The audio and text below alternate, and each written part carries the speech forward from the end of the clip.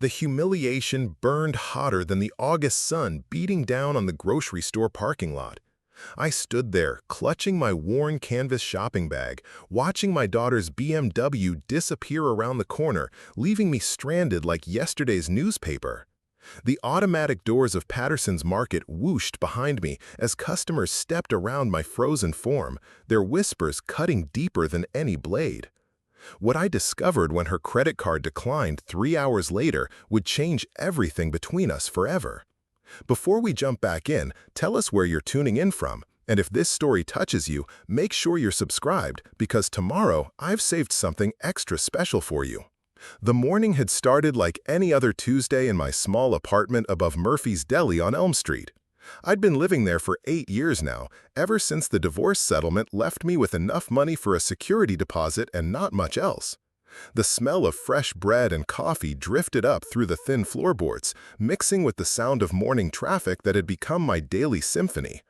At 62, I'd grown accustomed to the simple rhythm of my reduced life, far removed from the suburban mansion where I'd once barbecued steaks and pushed my little girl on the backyard swing. The phone call came while I was nursing my second cup of instant coffee, the kind that tastes like regret but costs less than $1. The number on my ancient flip phone showed Rachel's name, and despite everything between us, my heart still jumped with pathetic hope whenever she called. "Dad, I need you to do me a favor." Her voice carried that particular tone I'd learned to recognize over the years, the one that meant she needed something but couldn't quite bring herself to ask nicely. No greeting, no inquiry about my health, just straight to business. That was Rachel these days, my 28-year-old daughter who spoke to me like I was a service provider, rather than the man who taught her to ride a bicycle and stayed up all night when she had the flu. "Of course, sweetheart, what do you need?" I tried to keep the eagerness out of my voice, but after 3 years of sporadic contact, I would have agreed to anything just to spend time with her. "I'm hosting a dinner party tonight for some important clients. High-end stuff, you know. I need someone to pick up the groceries because I'm swamped at the office." She paused, and I could hear the sounds of her busy marketing firm in the background. "You still don't have a car, right?" The question stung, though she hadn't meant it to. "No, but I can take the bus to wherever you need me to go." "Patterson's Market on 5th Street. They have everything I need for the menu. I'll text you the list and meet you there at noon. Don't be late, Dad. These clients are worth a lot of money to my company." The dial tone buzzed in my ear before I could respond. I stared at the phone, remembering when that same voice had called me Daddy and begged for bedtime stories about brave knights and magical kingdoms. Now I was lucky to get a 30-second conversation about grocery shopping.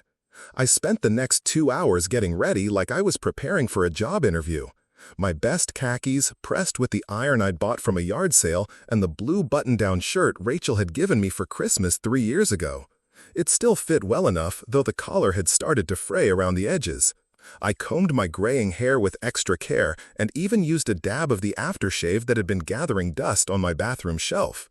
The bus ride to Patterson's Market took 45 minutes, including 2 transfers and a 10-minute walk from the final stop. I arrived 20 minutes early and waited outside the store, watching well-dressed shoppers emerge with carts full of organic produce and imported cheeses. This wasn't the kind of place I usually shopped. My weekly grocery runs happened at the discount chain store near my apartment, where I clipped coupons and calculated every purchase down to the penny. Rachel pulled up in her gleaming BMW at exactly 12 o'clock, her phone pressed to her ear as she gestured impatiently through the windshield. She'd grown into a beautiful woman, with her mother's elegant features and my stubborn chin, but success had hardened her somehow.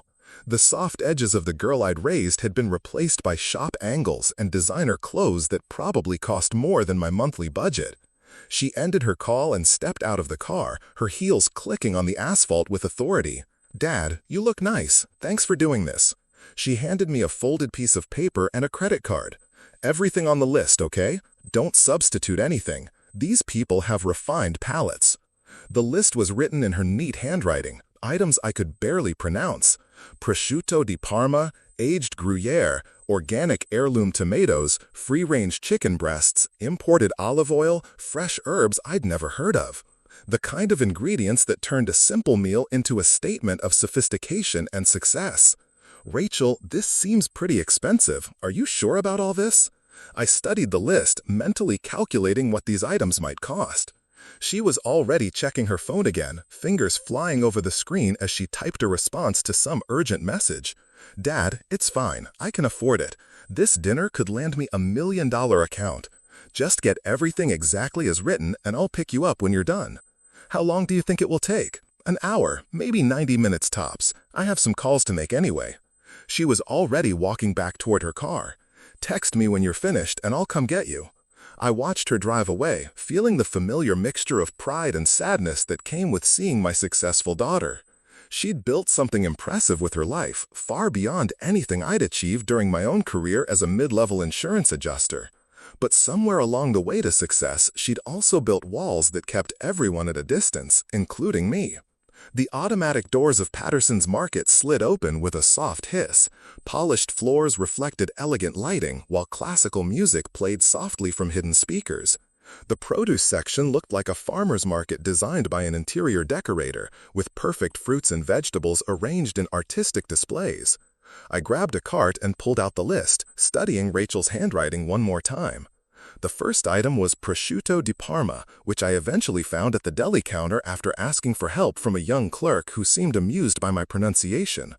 $22 for what looked like 6 thin slices of ham. I watched the total on my mental calculator climb steadily upward. The cheese section overwhelmed me with its variety and prices. The aged Gruyere that Rachel wanted cost $18 for a small wedge.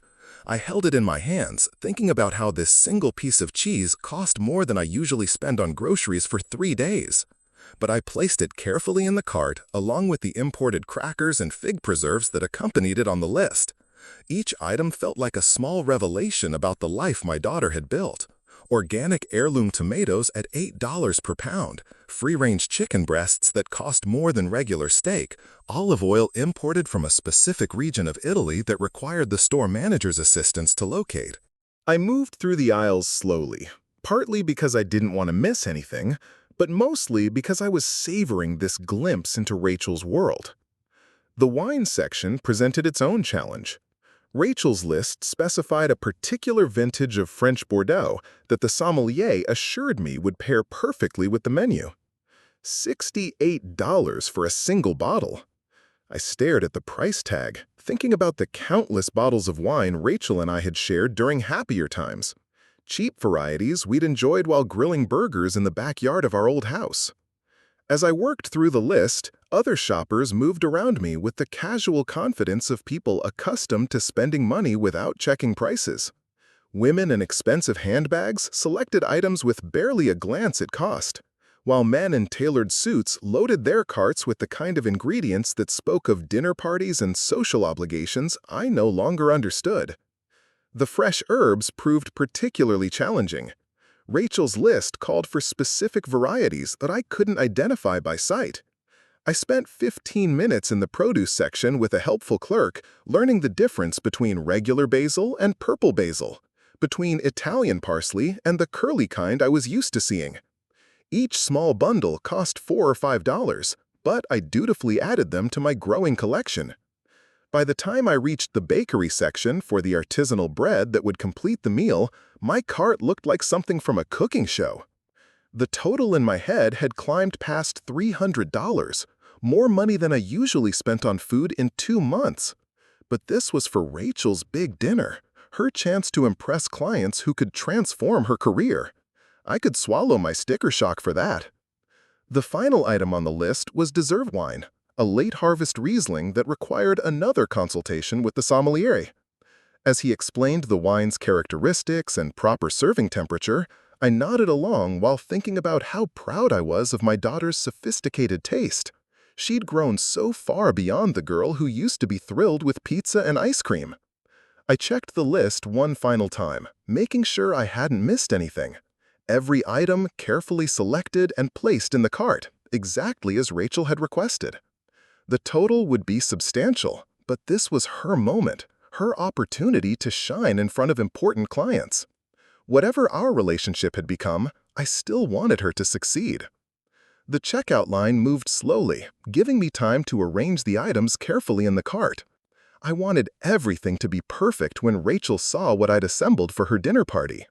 The prosciutto and cheese arranged together, the wine bottles protected by the bread, the delicate herbs cushioned by the softer items. When I finally reached the cashier, a middle-aged woman with kind eyes and a warm smile, I felt a surge of accomplishment. I'd successfully navigated this upscale grocery store and assembled a shopping cart worthy of my daughter's sophisticated dinner party. "Did you find everything you needed?" the cashier asked as she began scanning items. "Yes, thank you. It's for my daughter's dinner party. She's trying to impress some important clients." The woman smiled as she handled each item with care. "How wonderful! She's lucky to have such a supportive father." The compliment warmed me in a way I hadn't expected. For the first time in months, I felt useful, needed, like I was contributing something meaningful to Rachel's life. I watched the register display climb steadily higher with each scanned item, but the numbers felt abstract compared to the satisfaction of helping my daughter succeed. When the final item crossed the scanner, the cashier announced the total with professional cheerfulness. "That comes to $347.63. I handed over Rachel's credit card with a small surge of pride. This was what success looked like, the ability to spend freely on quality ingredients for an important dinner. My daughter had built a life where $300 was an investment in her future rather than a financial catastrophe. The cashier swiped the card and waited for the machine to process the payment. Seconds ticked by in comfortable silence while I imagined Rachel's reaction when she saw how perfectly I'd executed her shopping list. Every item exactly as requested, nothing substituted or forgotten. Then the machine made a sound I'd heard too many times in my own life, a sharp beep that meant rejection. "I'm sorry, sir, but this card has been declined." The cashier's voice remained professional, but I caught the slight change in her tone. "Would you like to try running it again?" Heat rushed to my face as the words registered. Declined. Rachel's credit card had been declined on a $300 grocery purchase. I looked at the cart full of carefully selected items, then at the growing line of customers behind me, their impatience already beginning to show. "Could you try it one more time? Maybe it was just a glitch." My voice came out smaller than I intended, carrying the familiar shame of financial embarrassment. The cashier ran the card again with sympathetic efficiency, but the machine delivered the same harsh beep. Declined. The words seemed to echo through the store, announcing my failure to everyone within hearing distance. "Do you have another form of payment?" the cashier asked gently. I patted my pockets automatically, knowing what I'd find. $17 in cash and my own debit card, which contained exactly $43.22. My monthly Social Security check wouldn't arrive for another week, and I'd already stretched this month's budget to cover my basic necessities. "I need to call my daughter," I managed, pulling out my phone with trembling fingers. The call went straight to voicemail. Rachel's professional voice invited me to leave a message, promising to return calls within 24 hours. I hung up and tried again, with the same result. Behind me, the line of customers was growing longer, their conversations taking on the irritated edge of people forced to wait for someone else's financial problems. "Sir, I'm going to need to move these items aside so I can help other customers," the cashier said, her kindness unable to mask the necessity of keeping the line moving. I watched helplessly as she began removing items from my cart, each one representing a piece of Rachel's perfect dinner party. The prosciutto, the aged cheese, the imported olive oil, all of it being wheeled away to some holding area for failed transactions. The customers behind me moved forward with relief, their own purchases flowing smoothly through the system that had rejected mine. I stepped aside and tried Rachel's number again, still voicemail. I sent a text message explaining what had happened, then another 5 minutes later when she didn't respond. The elegant items I'd so carefully selected sat in an abandoned cart near the customer service desk, a monument to my inability to complete the simplest task my daughter had asked of me. 20 minutes passed, then 30. I called Rachel 6 more times, each attempt going directly to voicemail. Other customers glanced at me with mixtures of pity and irritation as I paced near the store entrance, obviously waiting for someone who wasn't coming. "Sir, I'm going to need to move these items aside so I can help other customers." the cashier said, her kindness unable to mask the necessity of keeping the line moving. I watched helplessly as she began removing items from my cart, each one representing a piece of Rachel's perfect dinner party. The prosciutto, the aged cheese, the imported olive oil, all of it being wheeled away to some holding area for failed transactions. The customers behind me moved forward with relief, their own purchases flowing smoothly through the system that had rejected mine. I stepped aside and tried Rachel's number again, still voicemail. I sent a text message explaining what had happened, then another 5 minutes later when she didn't respond. The elegant items I'd so carefully selected sat in an abandoned cart near the customer service desk, a monument to my inability to complete the simplest task my daughter had asked of me. 20 minutes passed, then 30. I called Rachel 6 more times, each attempt going directly to voicemail. Other customers glanced at me with mixtures of pity and irritation as I paced near the store entrance, obviously waiting for someone who wasn't coming. At the 40-minute mark, I approached the customer service desk. Excuse me, is there any way I could hold those items a little longer? I'm still trying to reach my daughter. The manager, a professionally dressed woman in her 40s, looked at me with practiced sympathy. I'm sorry, sir, but we can only hold declined purchases for an hour. After that, we need to return the perishable items to inventory. I nodded and returned to my pacing, checking my phone obsessively for any sign of communication from Rachel. The reality of my situation was beginning to settle in like cold water in my chest. I was stranded at an upscale grocery store 15 miles from my apartment, with no way to get home and no way to reach my daughter. The hour deadline passed with mechanical precision. I watched the store employees return Rachel's expensive ingredients to their proper places, each item representing another small failure in my attempt to help. The prosciutto went back to the deli case, the imported wine returned to its climate-controlled shelf, the delicate herbs wilting slightly in their return journey to the produce section. By 2:30 in the afternoon, I had to accept that Rachel wasn't coming back. Something had happened to change her plans, or perhaps she'd simply forgotten about me in the rush of her important business day. I asked the store manager for directions to the nearest bus stop and began the long journey home. The walk to the bus stop took 20 minutes in the afternoon heat, my pressed shirt clinging to my back with sweat. The first bus was delayed, then the transfer took longer than expected, and by the time I finally climbed the stairs to my apartment, the sun was setting and my legs ached from the unaccustomed walking. I sat in my kitchen chair and stared at my silent phone, waiting for some explanation from Rachel. An emergency at work, a client crisis that had demanded her immediate attention, a simple oversight in the chaos of her busy day. Anything that would explain why she'd asked for my help and then abandoned me at the grocery store. The explanation came at 9:15 that evening in the form of a text message that made my hands shake as I read it. Dad, sorry about today. Got busy with work stuff and totally forgot. The dinner party went fine. Ordered catering instead. Thanks anyway.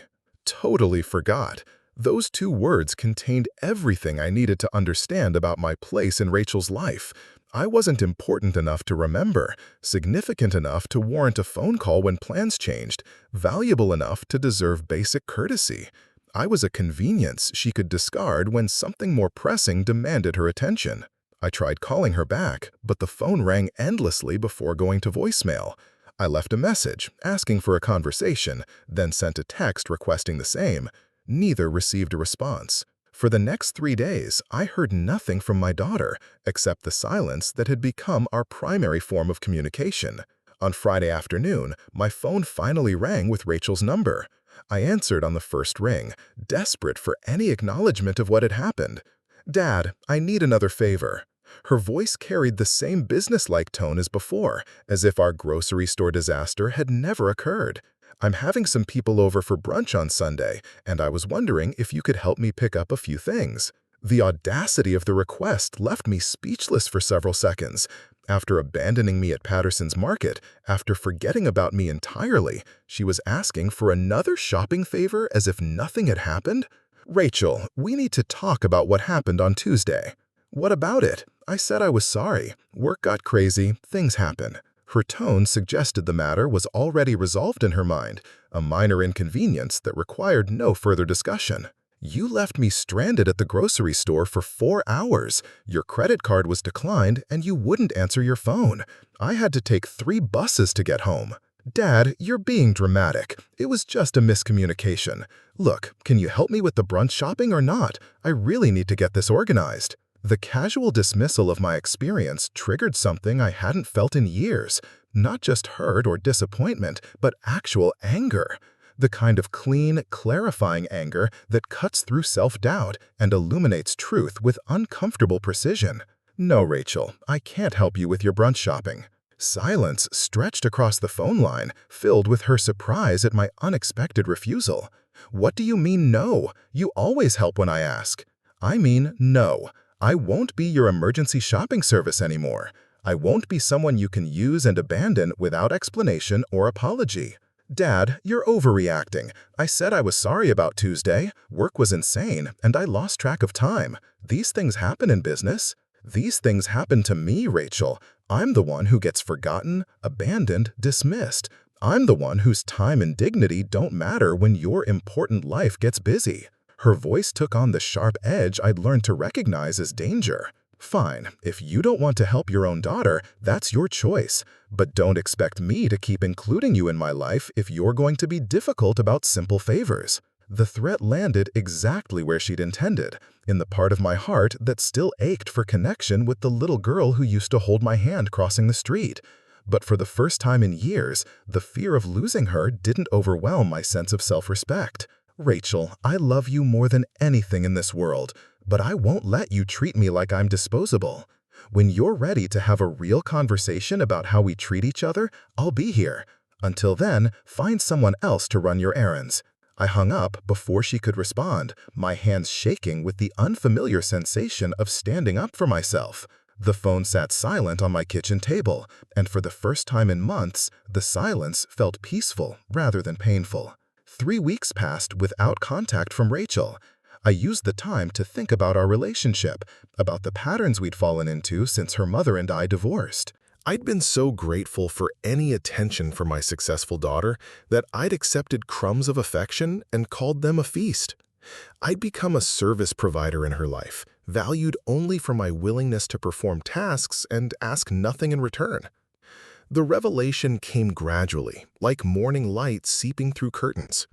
Rachel had learned to treat me the way her mother had during the final years of our marriage, like hired help whose feelings didn't require consideration.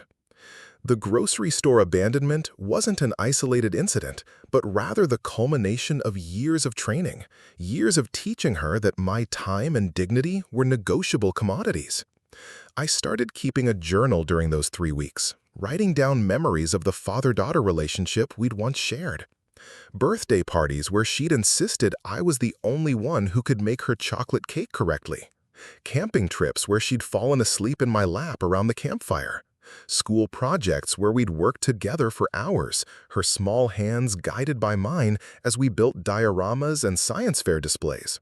Somewhere between her childhood and adulthood, we'd lost the thread that connected us as people who genuinely enjoyed each other's company. I'd become a convenience, and she'd become a stranger who occasionally needed favors. The breaking point came on a Thursday evening when my phone rang with an unknown number. I answered cautiously, expecting a telemarketer or wrong number.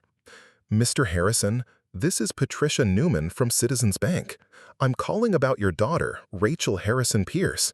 She listed you as an emergency contact on several of her accounts." My blood went cold. "Is she hurt? What's wrong?"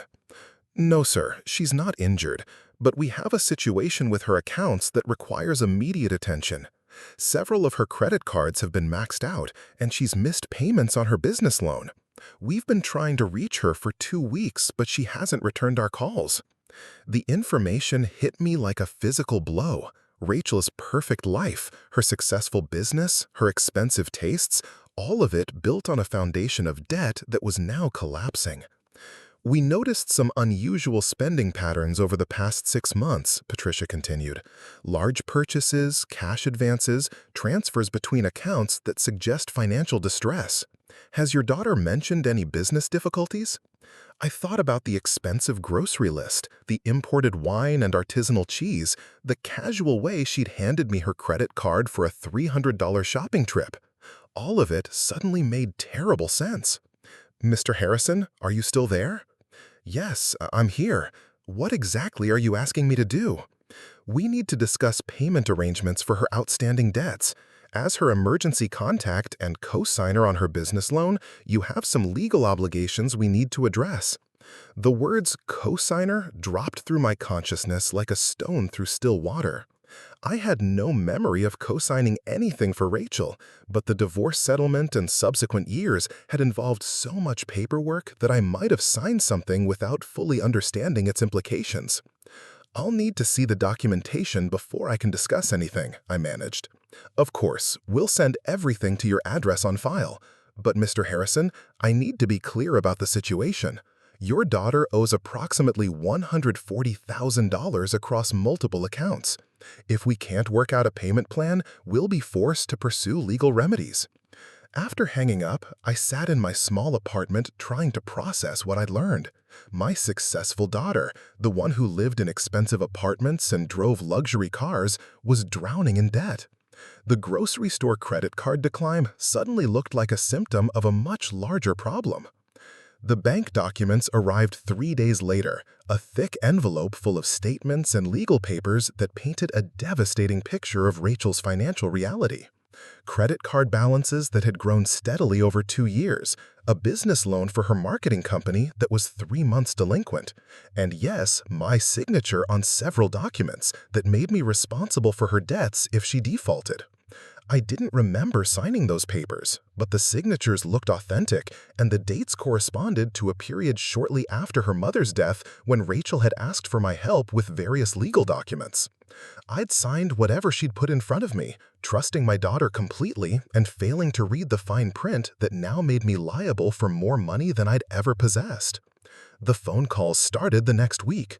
Different banks, credit card companies, collection agencies, all looking for Rachel Harrison Pierce and finding her co-signer father instead.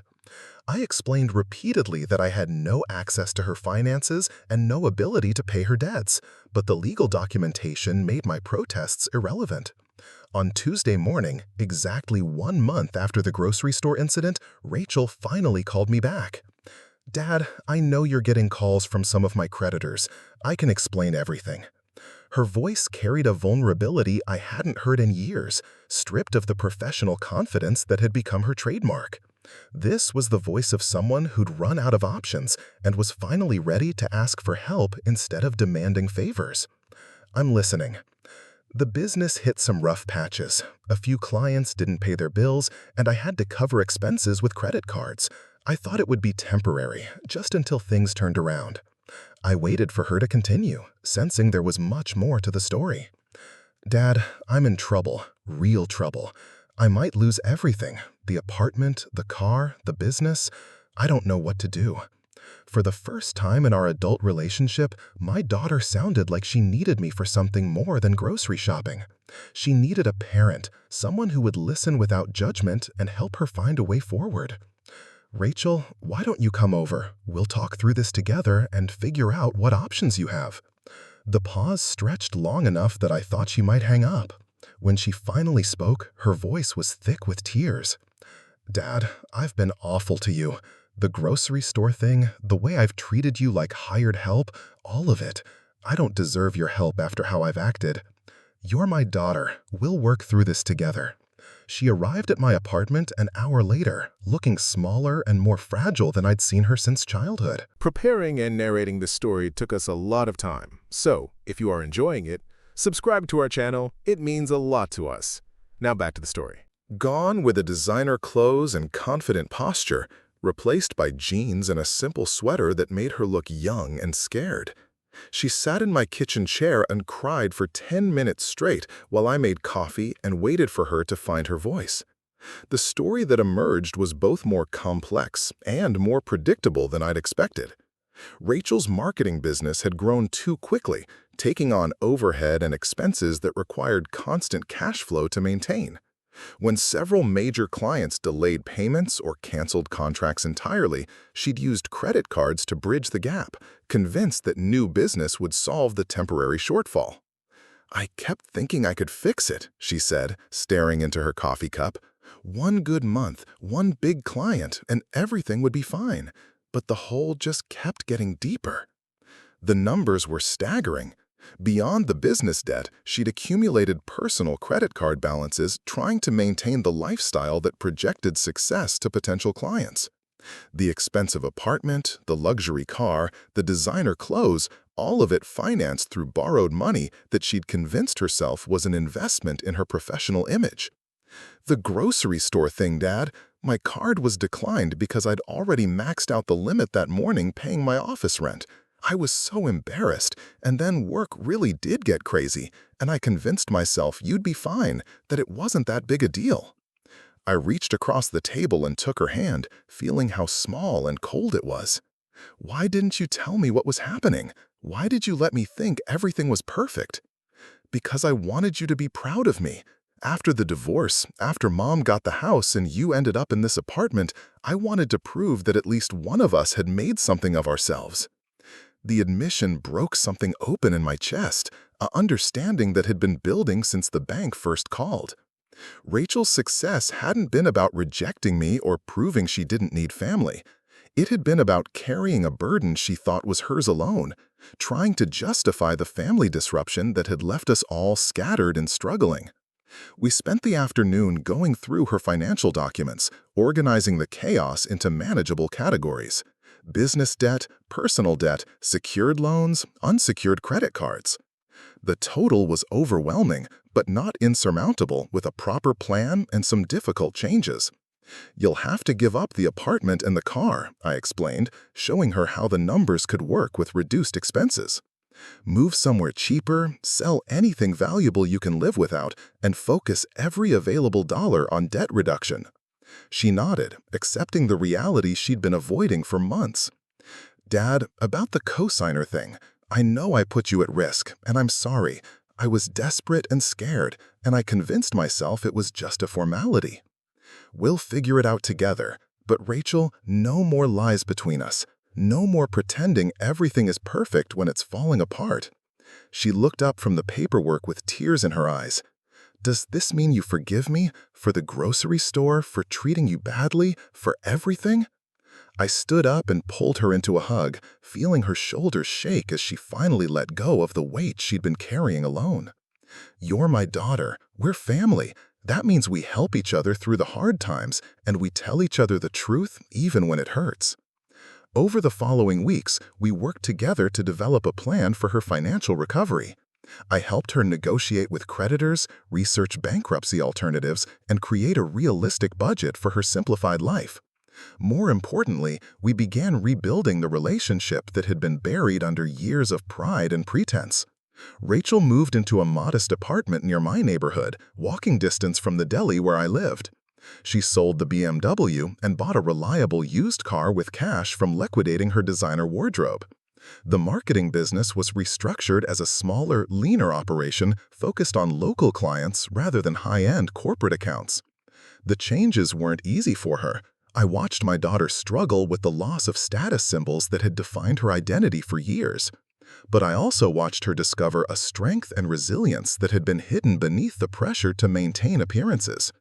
One evening, as we were having dinner at a small restaurant near her new apartment, Rachel looked across the table with a look I hadn't seen since she was a child. "Dad, I know this sounds weird, but I'm happier now than I've been in years. All that pressure to be successful, to impress people, to prove I had everything figured out, it was exhausting." I smiled, thinking about the journey that had brought us to this moment. "Your mother always said happiness was about having enough, not about having everything." I wish I'd understood that sooner. I wasted so many years trying to prove something that didn't really matter. 6 months after the grocery store incident, we established a new tradition. Every Sunday, we'd shop together for groceries, splitting the cost and preparing a simple meal at one of our apartments. No imported ingredients or artisanal anything, just good food shared between a father and daughter who'd learned to value each other's company above all else. The credit card debt was still substantial, but manageable within the payment plan we'd negotiated. Rachel's business was smaller, but profitable, focused on helping local small businesses rather than chasing corporate accounts that demanded expensive presentations and constant networking. The changes weren't easy for her. I watched my daughter struggle with the loss of status symbols that had defined her identity for years. But I also watched her discover a strength and resilience that had been hidden beneath the pressure to maintain appearances. One evening, as we were having dinner at a small restaurant near her new apartment, Rachel looked across the table with an expression I hadn't seen since she was a child. "Dad, I know this sounds weird, but I'm happier now than I've been in years. All that pressure to be successful, to impress people, to prove I had everything figured out, it was exhausting." I smiled, thinking about the journey that had brought us to this moment. Your mother always said happiness was about having enough, not about having everything. I wish I'd understood that sooner. I wasted so many years trying to prove something that didn't really matter. 6 months after the grocery store incident, we established a new tradition. Every Sunday, we'd shop together for groceries, splitting the cost and preparing a simple meal at one of our apartments. No imported ingredients or artisanal anything, just good food shared between a father and daughter who'd learned to value each other's company above all else. The credit card debt was still substantial, but manageable within the payment plan we'd negotiated. Rachel's business was smaller, but profitable, focused on helping local small businesses rather than chasing corporate accounts that demanded expensive presentations and constant networking. Most importantly, we'd learned to talk to each other as equals, as adults who respected each other's struggles and celebrated each other's victories. The grocery store abandonment had been a wake-up call that forced us both to examine what we'd allowed our relationship to become. One Tuesday afternoon, exactly 1 year after she'd left me stranded at Patterson's Market, Rachel called with a familiar request. "Dad, I'm having a few friends over for dinner this weekend. Would you like to help me shop for groceries?" This time, when I said yes, I knew she'd be there to pick me up. The transformation didn't happen overnight.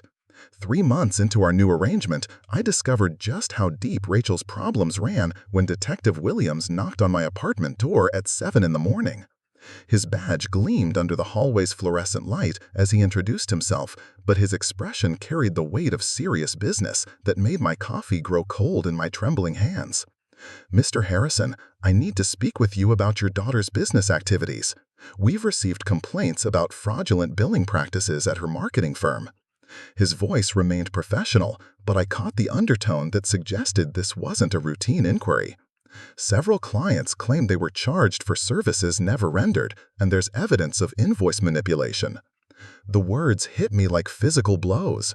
Rachel had been working so hard to rebuild her business legitimately, taking on smaller clients and focusing on honest work rather than the high-pressure tactics that had gotten her into financial trouble.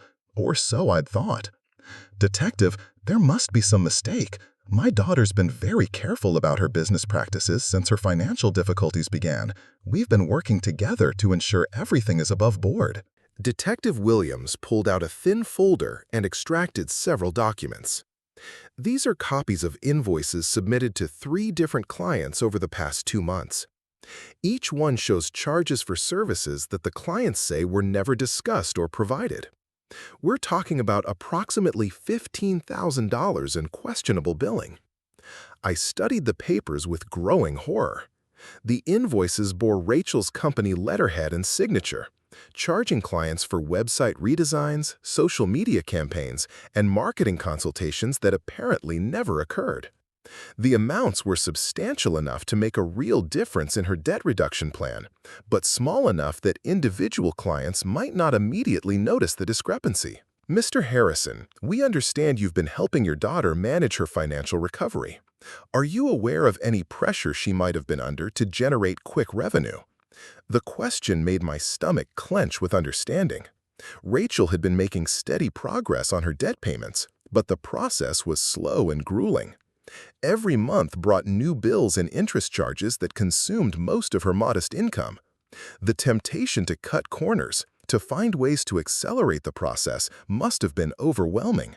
"I need to speak with my daughter before I can answer any questions about her business practices." Detective Williams nodded with the patience of someone accustomed to family denial. Of course. But Mr. Harrison, I should mention that your name appears on several of these invoices as a business consultant. Some clients were told you were providing additional services that justified the higher charges. The revelation knocked the breath out of me.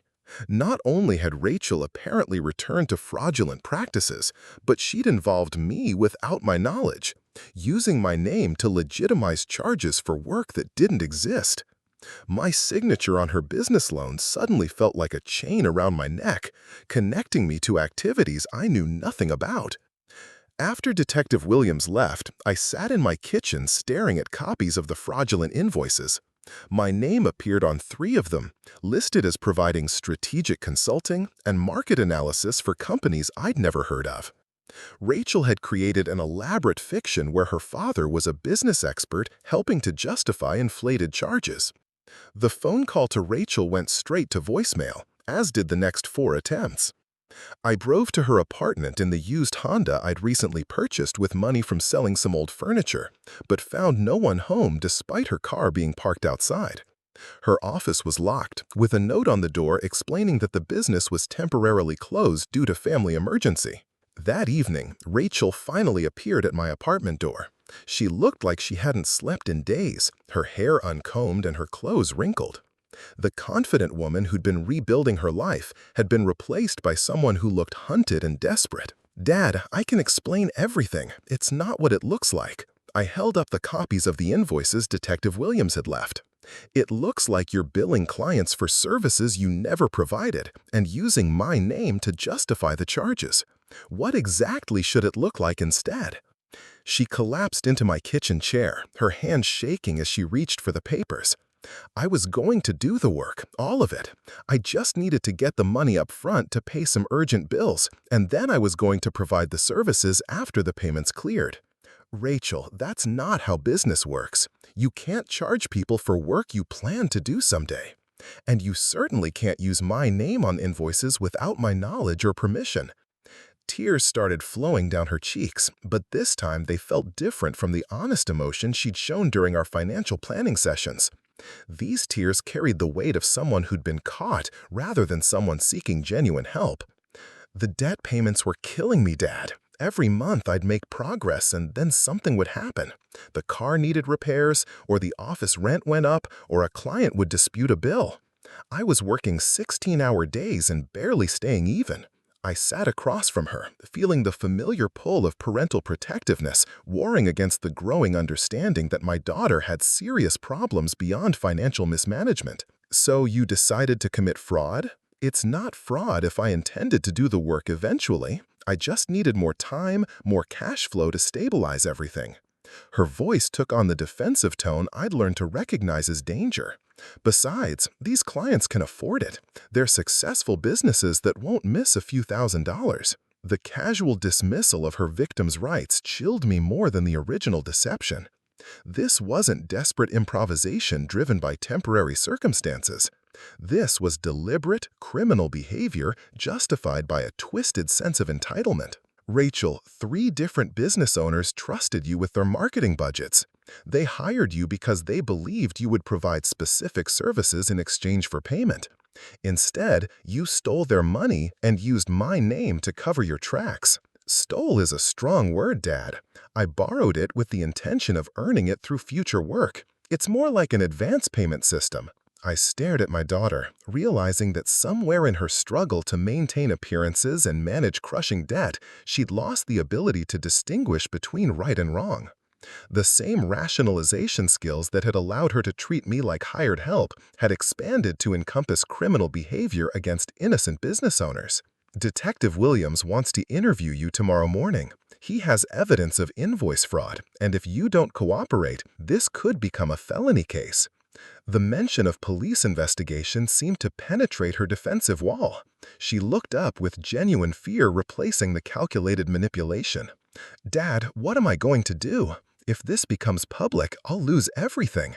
No one will ever hire me again." "You should have thought about that before you started billing people for non-existent services." We spent the next hour going through each questionable invoice, with Rachel explaining how financial pressure had led her to increasingly desperate measures. What started as small billing adjustments had escalated into completely fabricated charges. The pattern was clear and damning. "The worst part," I said as we finished reviewing the evidence, "is that you were making real progress. Your legitimate business was growing, your debt payments were on schedule, and we were rebuilding our relationship. You threw all of that away for $15,000. $15,000 that would have solved my cash flow problems and given me breathing room to build the business properly." Her voice carried a note of defiance that suggested she still didn't fully grasp the severity of her situation. "Rachel, there is no proper way to build a business on stolen money. You've committed crimes against people who trusted you, and you've dragged me into it without my consent." That night, I couldn't sleep. I kept thinking about the grocery store incident that had started our reconciliation, how Rachel's financial troubles had seemed like something we could overcome together with honesty and hard work. Now I understood that her problems went deeper than debt management. She had fundamental issues with honesty, accountability, and respect for other people's rights. The next morning, I accompanied Rachel to the police station for her interview with Detective Williams. She'd hired a criminal defense attorney with money she claimed to have borrowed from a friend, though I suspected it came from more questionable billing practices. The interview lasted 3 hours. Through the conference room window, I watched my daughter answer questions about her business practices while her attorney took careful notes. When they emerged, Rachel looked exhausted and defeated. "The detective is recommending charges," her attorney explained to me privately. "Invoice fraud, identity theft for using your name, and potentially wire fraud if any payments cross state lines. We're looking at possible jail time." The words hit me like a physical blow. My daughter, the little girl who used to help me wash dishes and listen to bedtime stories, was facing criminal charges that could destroy her future permanently. Over the following weeks, the legal process unfolded with grinding inevitability. The district attorney's office filed formal charges, and Rachel's case began working its way through the court system.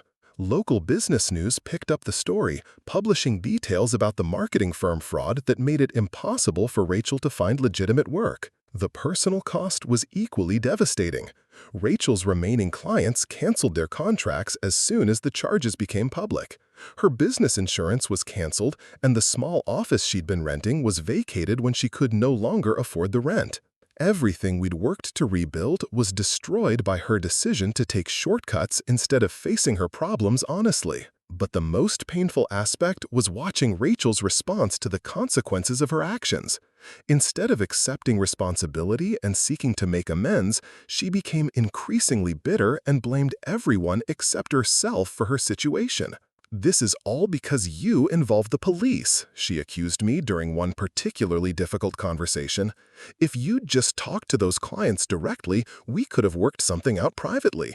Now my entire career is ruined because you couldn't keep family business in the family." The accusation stung because it revealed how little she understood about what had happened. I hadn't contacted the police, her victims had. I hadn't destroyed her career, her criminal behavior had.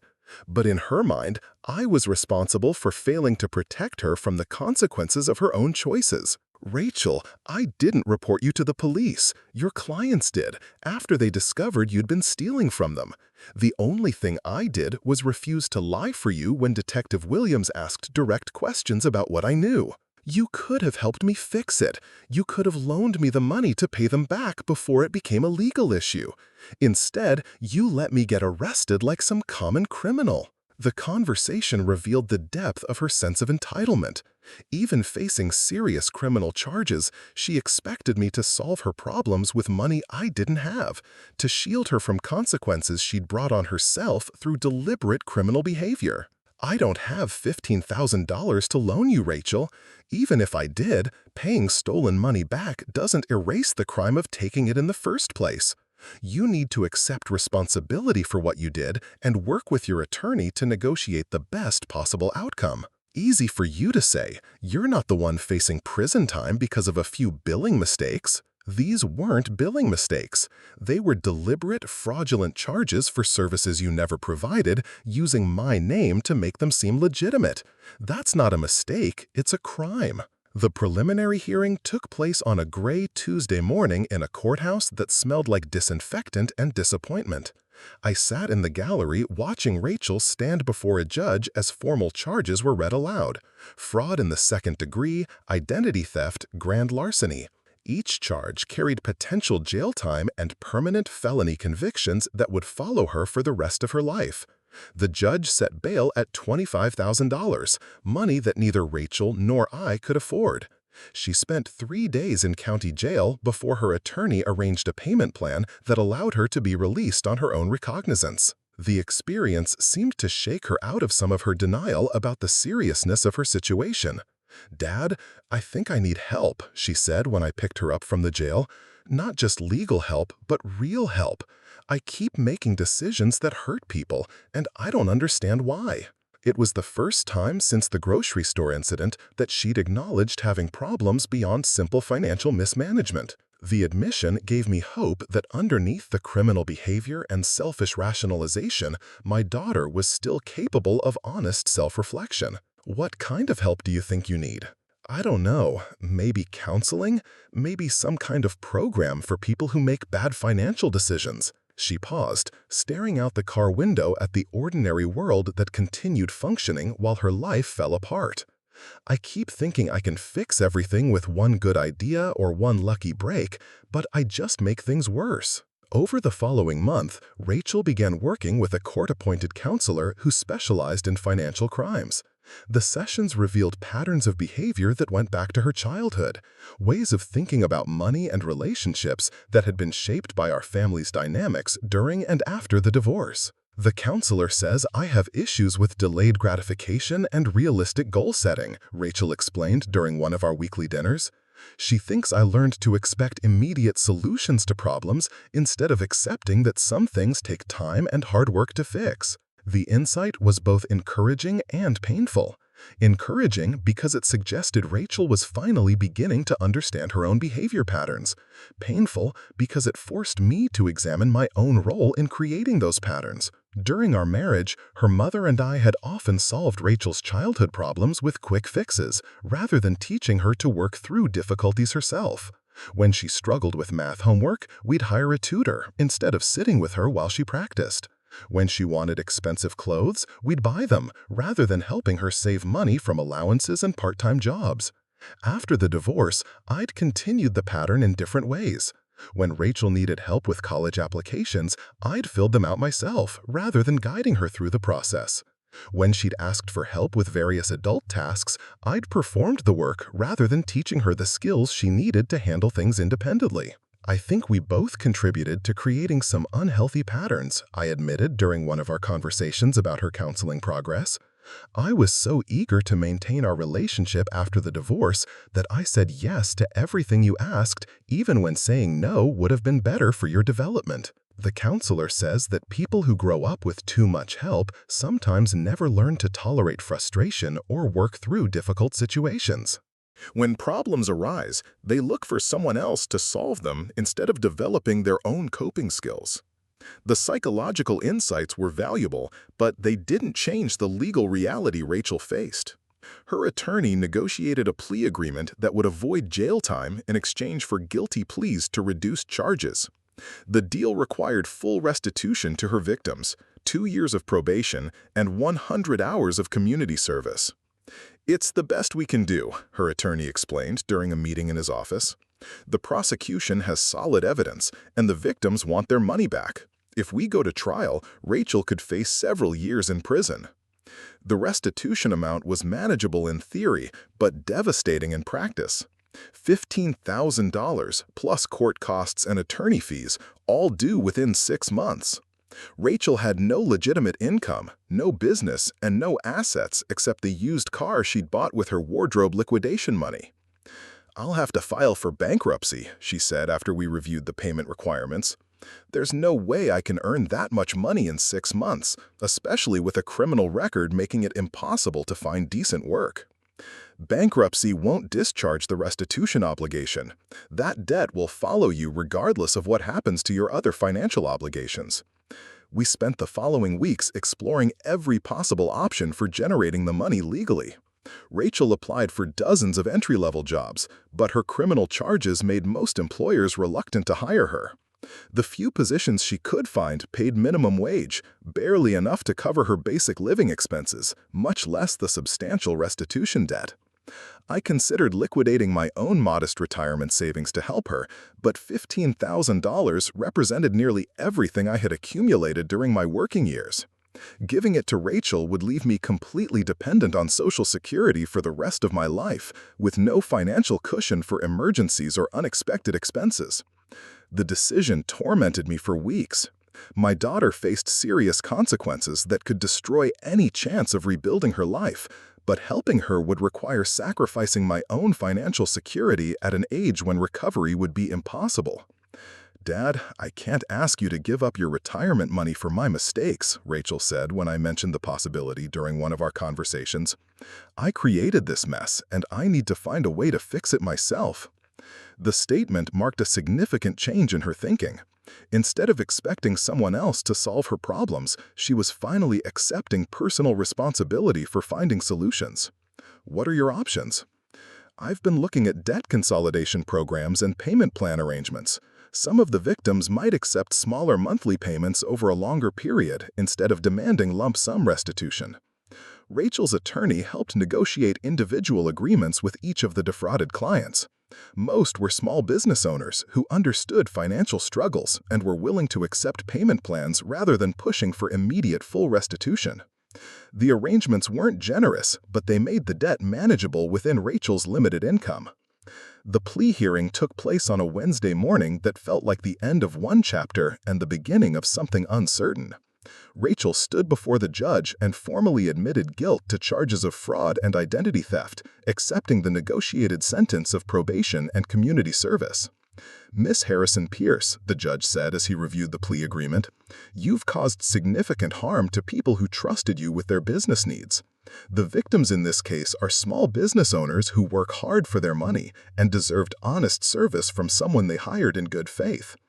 Rachel nodded, tears streaming down her face as the weight of her actions was described in formal legal language. "I understand, Your Honor. I'm sorry for what I did to those people." Sorry is a good start, but restitution and changed behavior are what matter now. You'll be supervised by the probation department for the next 2 years. Any violations of your probation terms could result in imprisonment. Do you understand these conditions? "Yes, Your Honor." Walking out of the courthouse after the plea hearing, I felt a mixture of relief and sadness. Relief that Rachel had avoided prison time and could begin rebuilding her life legitimately. Sadness that our relationship had been damaged by years of dishonesty and manipulation that culminated in criminal behavior. "Dad, thank you for sticking with me through all of this," Rachel said as we reached my car.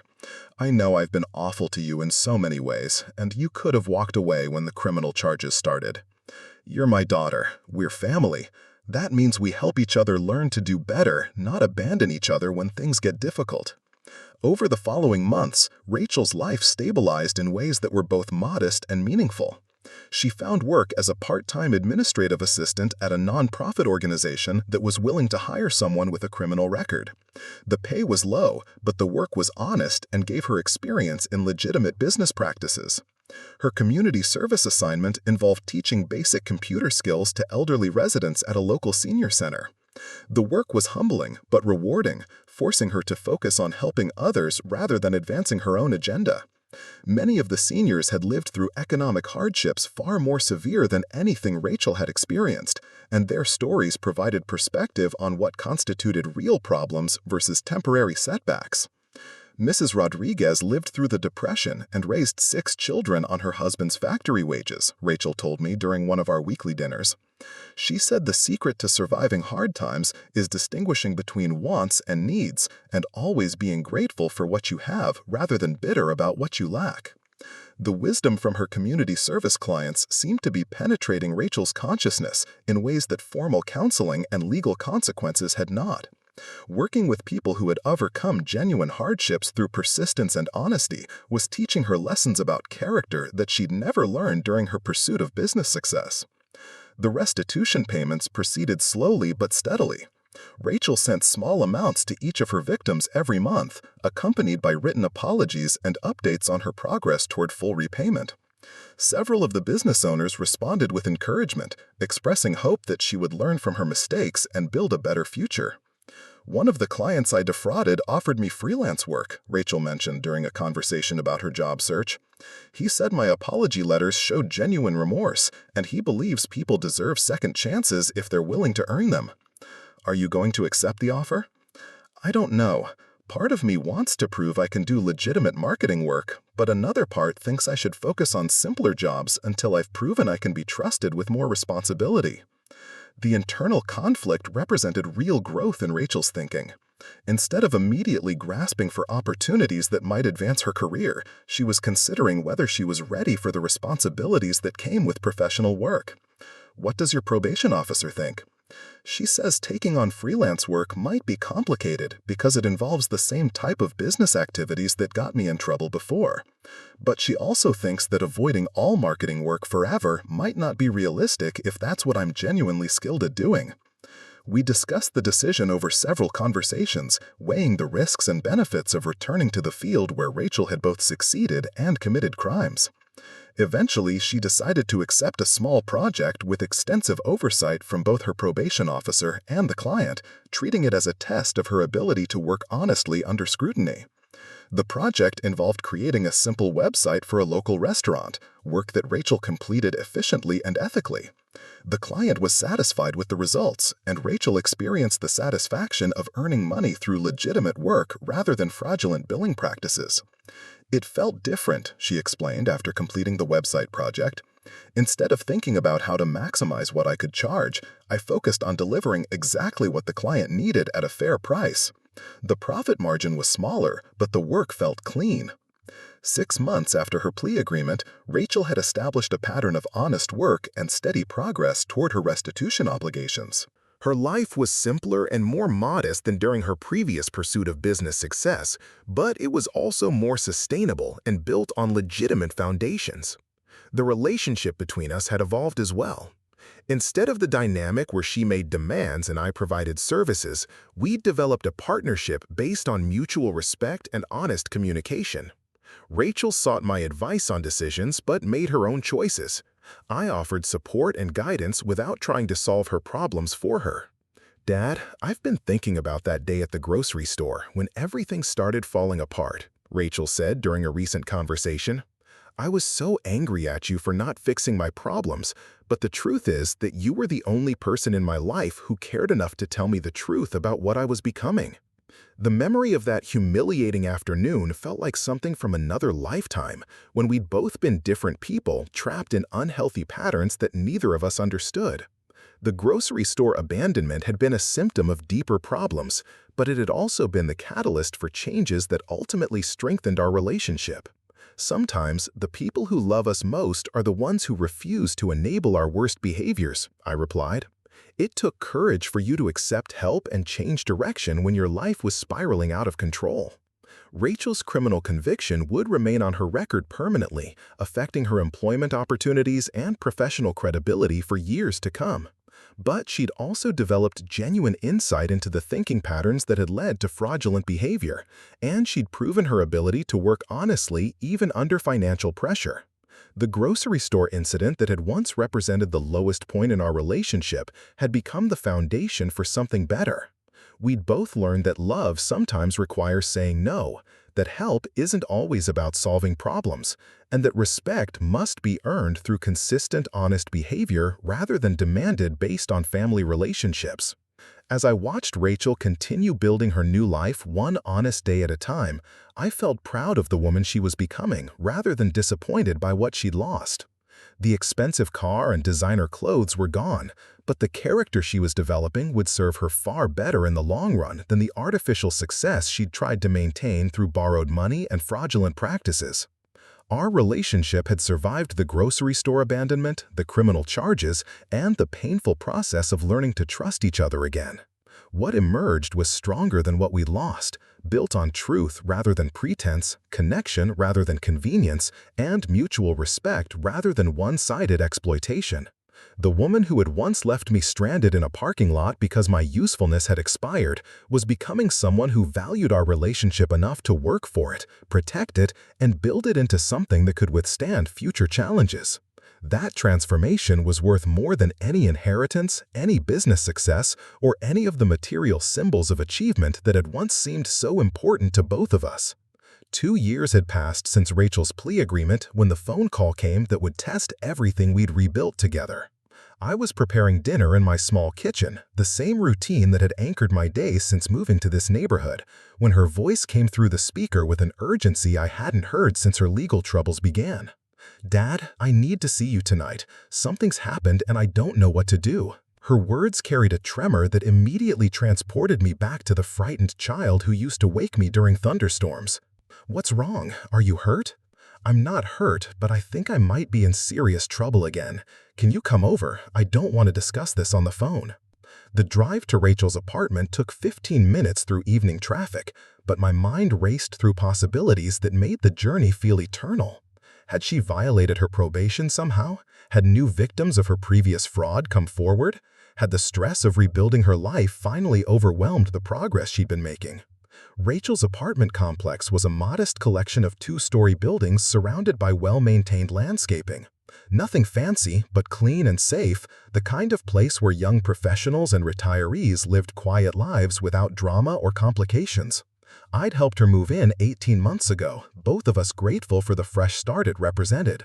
She answered the door before I could knock, her face pale and drawn with exhaustion. The confident woman who'd been slowly emerging during her rehabilitation was nowhere to be seen, replaced by someone who looked haunted by fears I couldn't yet understand. "Dad, thank you for coming so quickly. I've been sitting here for 3 hours trying to figure out how to handle this situation." She led me to her small living room where papers were scattered across the coffee table in obvious distress. "Rachel, you're scaring me. What kind of situation are we talking about?" She picked up a thick manila envelope from among the scattered documents. "This came in the mail today. It's from Patricia Newman, the bank officer who contacted you when my financial problems first started. Apparently, there's been an audit of my old business accounts, and they've discovered additional discrepancies." My stomach dropped as I accepted the envelope and pulled out its contents. Bank statements, transaction records, and a formal letter outlining suspicious activities that had been uncovered during a routine audit of accounts belonging to defunct businesses. Rachel's company appeared on a list of entities that had engaged in questionable financial practices during the period when she was struggling with debt. "They're saying I was involved in some kind of money laundering scheme," Rachel continued, her voice barely above a whisper. "Multiple transactions between different accounts, transfers that don't match the business records I submitted during my bankruptcy proceedings." I studied the bank documents, trying to understand the complex web of financial movements they described. Money had moved between Rachel's business account, her personal accounts, and several other entities in patterns that suggested deliberate efforts to obscure the source and destination of funds. "Rachel, do you understand what these transactions represent? Can you explain why money was moving between these different accounts?" She sat heavily in her armchair, looking smaller and more vulnerable than I'd seen her since the early days of our reconciliation. Some of it was legitimate business transactions. When clients paid invoices, I'd transfer money between accounts to manage cash flow and debt payments. But there are other transfers I don't remember making. "What do you mean you don't remember making them?" "During the worst period, when I was working 16-hour days and barely sleeping, I was making financial decisions without keeping proper records. I'd move money around trying to keep everything afloat, but I wasn't documenting the reasons for each transfer." She paused, staring at the bank statements with evident confusion. "Some of these transactions happened during times when I was so stressed and exhausted that entire days are blurry in my memory." The explanation was plausible but deeply troubling. If Rachel had been making complex financial decisions during periods of extreme stress without maintaining proper documentation, it would be nearly impossible to prove that her actions were legitimate business operations rather than deliberate money laundering. "The letter says they want to interview you next week about these transactions. Have you contacted your attorney?" I called him as soon as I opened the envelope. He says this to be much more serious than the fraud charges I already pled guilty to. Money laundering is a federal crime that carries much harsher penalties than local fraud cases. We spent the next 2 hours going through every document in Rachel's files, trying to reconstruct the business logic behind the suspicious transactions. Some were clearly legitimate client payments that had been processed through multiple accounts to manage debt obligations. Others were more difficult to explain, representing money movements that seemed to serve no obvious business purpose. This transfer of $8,000 from your business account to something called Mountain View Consulting, I said, pointing to one particularly confusing transaction. What was that for? Rachel studied the bank statement with growing confusion. I don't remember any company called Mountain View Consulting. I never worked with anyone by that name. But this shows you initiated the transfer. Your digital signature is on the authorization. Dad, I'm scared. What if I did things during that period that I don't remember? What if the stress and exhaustion affected my judgment so badly that I made decisions I can't account for now? The possibility that Rachel had been so overwhelmed by her financial crisis that she'd engaged in criminal behavior without fully understanding her actions was terrifying to contemplate. It suggested problems that went far beyond simple fraud, into territory involving mental health and cognitive impairment. We need to approach this systematically. Tomorrow, we'll meet with your attorney and go through every transaction with a professional who understands federal financial crimes. Then, we'll contact a forensic accountant who can help reconstruct the business purposes for these transfers. That night, I couldn't sleep. I kept thinking about the woman Rachel had become during her darkest period, working impossible hours while drowning in debt and pressure. Had the stress been so severe that she'd lost the ability to make rational decisions about money? Had her desperation driven her to participate in schemes she didn't fully understand? The meeting with Rachel's attorney the next morning confirmed our worst fears. The bank audit had uncovered a pattern of financial activities that closely resembled money laundering operations. Whether Rachel had participated knowingly or unknowingly might not matter from a legal perspective. The prosecution will argue that ignorance isn't a defense for financial crimes, explained David Morrison, the criminal attorney who'd helped negotiate Rachel's previous plea agreement. If money was moved through multiple accounts in ways designed to obscure its origin and destination, the government can pursue money laundering charges regardless of intent. But what if she was just trying to manage cash flow during a financial crisis? What if there were legitimate business reasons for these transfers that she simply didn't document properly? Morrison reviewed the bank statements with the careful attention of someone who'd handled hundreds of similar cases. Some of these transactions might be explainable as legitimate business operations, but others appear to involve third-party entities that have no clear connection to Rachel's marketing business. That's going to be much harder to justify. The forensic accountant we consulted later that week painted an even grimmer picture. Janet Rodriguez had spent 20 years analyzing financial crimes for both prosecution and defense teams, and her assessment of Rachel's situation was brutally direct. Your daughter's business records are incomplete and inconsistent, Rodriguez explained during our consultation. During the period in question, money was moving between accounts in patterns that suggest either deliberate money laundering or complete financial chaos. Either way, it's going to be very difficult to prove legitimate business purposes for these activities. What are Rachel's options at this point? Cooperation with the federal investigation might be her best strategy. If she can provide information about other parties involved in questionable financial activities, the prosecution might be willing to negotiate reduced charges. The suggestion that Rachel might need to provide information about other people's criminal activities opened up possibilities I hadn't considered. Had she been involved with others who were using her business accounts for money laundering? Had her financial desperation made her vulnerable to exploitation by people with more sophisticated criminal intentions? Over the following weeks, the federal investigation expanded beyond Rachel's individual case to encompass a broader network of suspicious financial activities. FBI agents interviewed her 3 times, focusing on her relationships with various clients and business associates during the period when her company was struggling. They keep asking about David Chen, my former business partner, Rachel told me after her second FBI interview. They want to know about our financial arrangements and whether he had access to my business accounts. David Chen was the man Isabella had left me for, Rachel's business partner who had understood her professional ambitions in ways I apparently never could. The irony of his name appearing in Rachel's current legal troubles wasn't lost on me, though the connection to my own past seemed irrelevant compared to the serious charges my daughter might face. Did David have access to your accounts? During the partnership, yes. We had shared access to several business accounts for efficiency purposes. But after Mom died and the partnership dissolved, I changed all the passwords and access codes. When exactly did you change the account access? Rachel consulted her records with the careful attention she'd learned during her previous legal troubles. The partnership was officially dissolved in March, but I didn't change the account access until June. There was a 3-month period when David technically still had the ability to initiate transactions. The timeline was significant because many of the suspicious transactions had occurred during those 3 months when both Rachel and David could access the business accounts. If David had been using their shared access for money laundering activities, Rachel might have been unknowingly facilitating crimes she had no part in planning or understanding. The FBI interviews with David Chen apparently confirmed what Rachel and her attorney had suspected. He had been using their shared business accounts to process payments for clients who were themselves under investigation for financial crimes. Rachel's legitimate business had been used as a conduit for money laundering operations that she knew nothing about. The good news is that the FBI believes Rachel was an unwitting participant rather than a knowing conspirator, Morrison explained after meeting with federal prosecutors.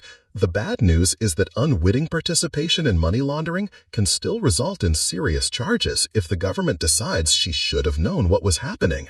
The legal limbo stretched for months while federal investigators built their case against David Chen and several other defendants in what turned out to be a sophisticated money laundering network. Rachel's business had been one of several legitimate companies that were used to process illicit payments without the knowledge of their owners. During this period, Rachel's life remained in suspension.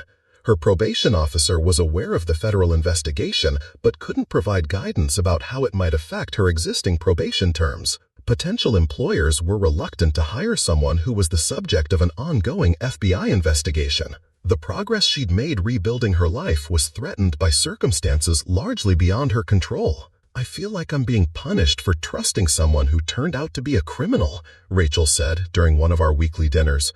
I shared business account access with David because he was my partner and Mom's friend. I never imagined he would use that access for money laundering. The situation was deeply unfair, but unfortunately common in financial crime cases. Innocent people often became entangled in criminal investigations simply because they'd had business relationships with the actual perpetrators. Proving innocence could be more difficult than proving guilt when complex financial transactions were involved. The resolution came 18 months later, when David Chen pled guilty to federal money laundering charges and agreed to cooperate with prosecutors in exchange for a reduced sentence. His testimony confirmed that Rachel had been unaware of the criminal activities conducted through their shared business accounts. The good news is that the FBI believes Rachel was an unwitting participant rather than a knowing conspirator, Morrison explained after meeting with federal prosecutors. The bad news is that unwitting participation in money laundering can still result in serious charges if the government decides she should have known what was happening. The legal limbo stretched for months while federal investigators built their case against David Chen and several other defendants in what turned out to be a sophisticated money laundering network. Rachel's business had been one of several legitimate companies that were used to process illicit payments without the knowledge of their owners. During this period, Rachel's life remained in suspension. Her probation officer was aware of the federal investigation but couldn't provide guidance about how it might affect her existing probation terms. Potential employers were reluctant to hire someone who was the subject of an ongoing FBI investigation. The progress she'd made rebuilding her life was threatened by circumstances largely beyond her control. I feel like I'm being punished for trusting someone who turned out to be a criminal, Rachel said during one of our weekly dinners. I shared business account access with David because he was my partner and Mom's friend. I never imagined he would use that access for money laundering. The situation was deeply unfair, but unfortunately common in financial crime cases. Innocent people often become entangled in criminal investigations simply because they'd had business relationships with the actual perpetrators.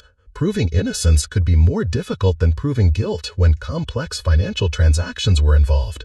The resolution came 18 months later, when David Chen pled guilty to federal money laundering charges and agreed to cooperate with prosecutors in exchange for a reduced sentence. His testimony confirmed that Rachel had been unaware of the criminal activities conducted through their shared business accounts. The government had agreed to decline prosecution in your daughter's case, Morrison announced during a meeting that felt like emerging from a long, dark tunnel. David's cooperation and testimony established that Rachel was not a knowing participant in the money laundering scheme. The relief was overwhelming, but it came with sobering insights about how easily legitimate business relationships could become entangled in criminal activities. Rachel had trusted someone based on personal connections rather than conducting proper due diligence about his other business activities. I learned that success in business requires more than just technical skills and hard work, Rachel reflected as we processed the end of her federal legal troubles. You also need to be careful about who you associate with and what kind of activities you allow in your name. The experience had delayed Rachel's rehabilitation by nearly 2 years, but it had also provided valuable lessons about risk management and the importance of maintaining clear boundaries in business relationships. She emerged from the investigation more cautious, but also more mature in her understanding of how business and legal systems actually functioned. With the federal investigation concluded, Rachel was finally free to focus on rebuilding her career without the cloud of potential criminal charges hanging over her future. The marketing skills that had gotten her into trouble were still valuable, but she now approached business development with much greater attention to ethical considerations and legal compliance. I've been offered a position with a nonprofit organization that helps small businesses develop marketing strategies, she told me 6 months after the federal case was closed. The pay isn't spectacular, but the work is meaningful, and I'd be helping. Instead of pursuing high-end corporate clients who demanded expensive presentations and aggressive tactics, she would be working with genuine small business owners who needed practical help with basic marketing challenges. It sounds like exactly the kind of work you should be doing at this stage of your career. The funny thing is, I'm actually excited about it. During all those years when I was trying to build a high-end marketing firm, I never felt like the work was really helping people.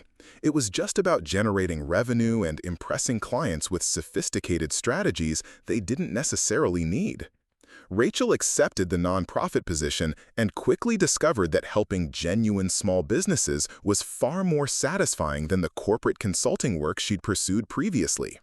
Her clients were restaurant owners, retail shop operators, and service providers who appreciated practical advice about attracting customers and building sustainable businesses.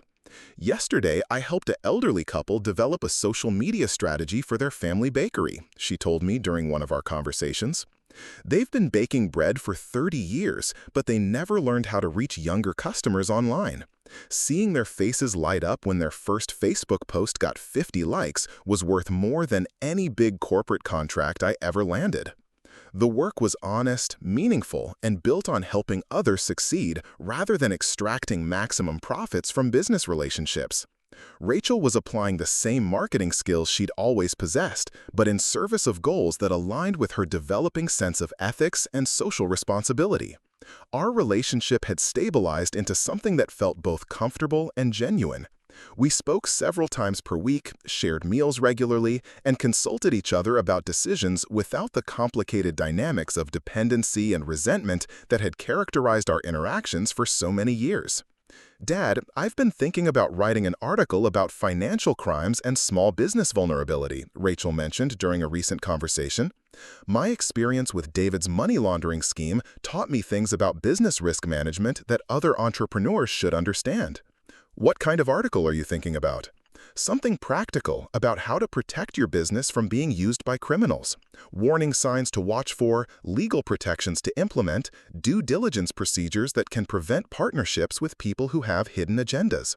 The article idea represented Rachel's growing understanding that her experiences, however painful, had educational value for others who might face similar challenges. Instead of hiding from her past mistakes, she was finding ways to transform them into useful knowledge that could help other people avoid similar problems. I think that's an excellent idea. Your story could help other business owners recognize warning signs and protect themselves from the kind of exploitation you experienced. Rachel spent several weeks researching and writing the article, interviewing other small business owners who had been victimized by financial criminals, and consulting with attorneys who specialized in business protection strategies.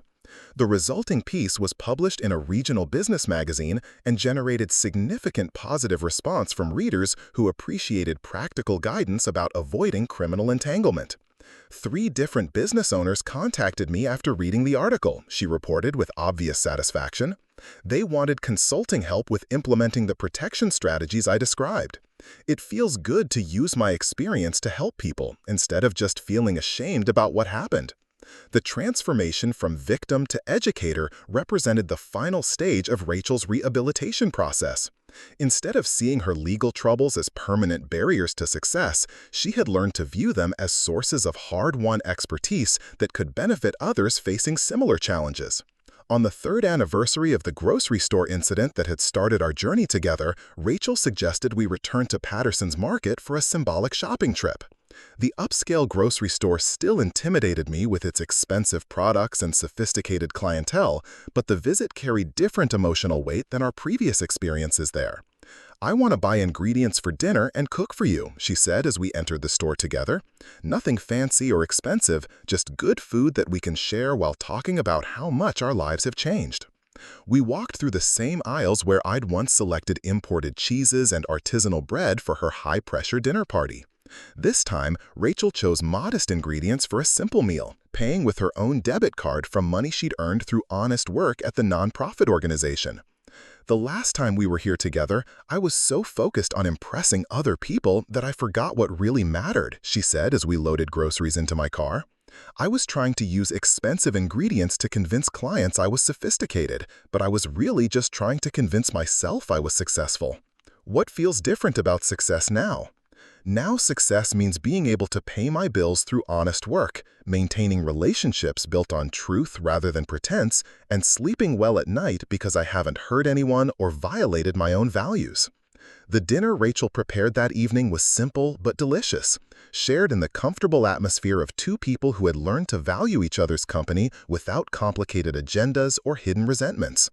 We talked about her work at the nonprofit, my own retirement plans, and the small pleasures of daily life that we'd both learned to appreciate. "Dad, I know I can never fully repay you for sticking with me through all the legal troubles and personal growth I had to go through," she said as we finished eating. "But I want you to know that having your support made the difference between learning from my mistakes and being destroyed by them. You did the hard work of changing your life and rebuilding your character. I just refused to give up on you when things got difficult." That refusal meant everything.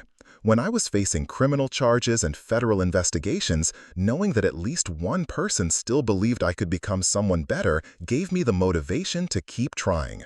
The grocery store abandonment that had once symbolized the worst aspects of our relationship had become the catalyst for building something stronger and more honest than what we'd lost. Rachel had learned to treat other people with respect regardless of their social status or usefulness to her goals. I had learned to offer support without enabling destructive behavior, and to maintain my own dignity while helping someone I loved.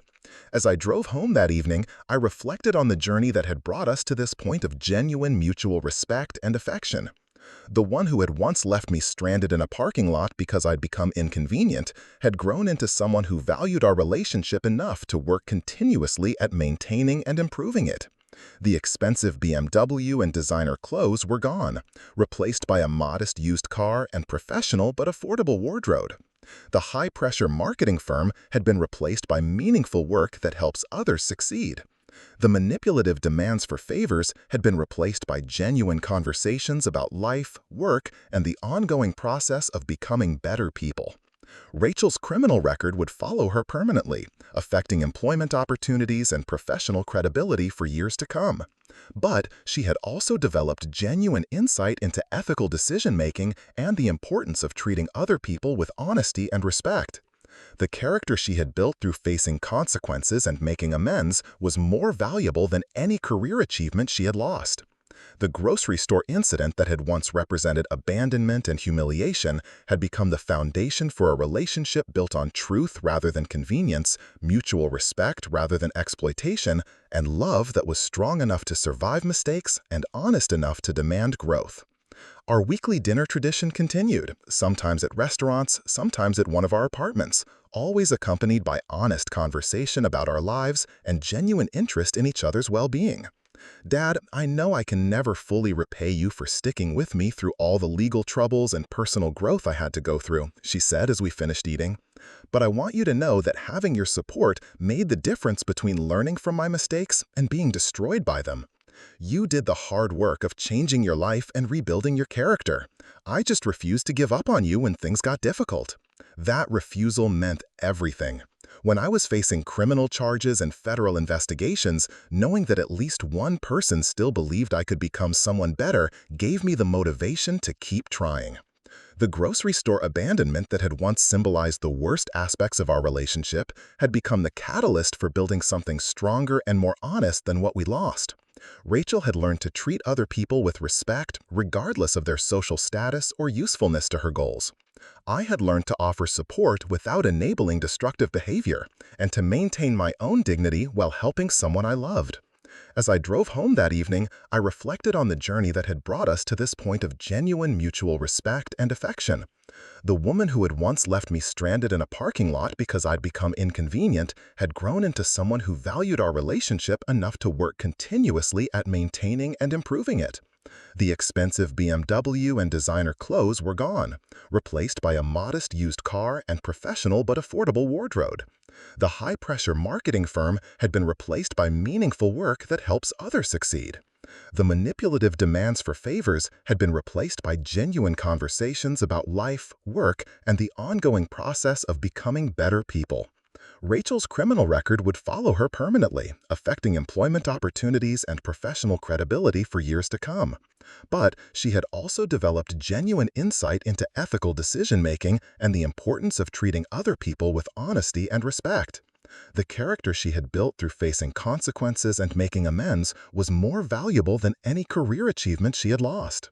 The grocery store incident that had once represented abandonment and humiliation had become the foundation for a relationship built on truth rather than convenience, mutual respect rather than exploitation, and love that was strong enough to survive mistakes and honest enough to demand growth. Our weekly dinner tradition continued, sometimes at restaurants, sometimes at one of our apartments, always accompanied by honest conversation about our lives and genuine interest in each other's well-being. Dad, I know I can never fully repay you for sticking with me through all the legal troubles and personal growth I had to go through, she said as we finished eating. But I want you to know that having your support made the difference between learning from my mistakes and being destroyed by them. You